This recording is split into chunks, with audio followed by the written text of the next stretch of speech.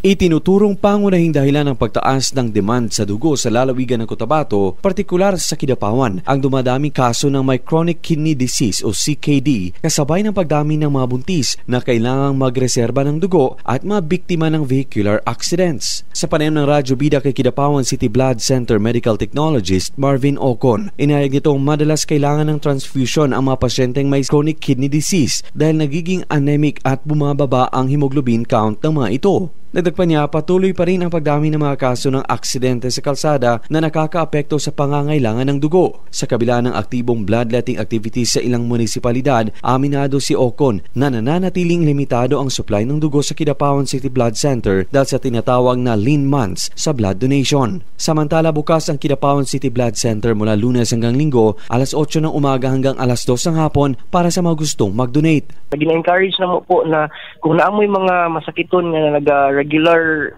paabono og dugo sa inyong mga panimalay, ma'am, gina-encourage ginamo na ilahang mga family members, ma'am, no, bisag pinsan, amigo na mag-donate og dugo or unsa ba mag-ready sila og donors in kaso nga manginahanglan, especially nga pasulude ang lean month.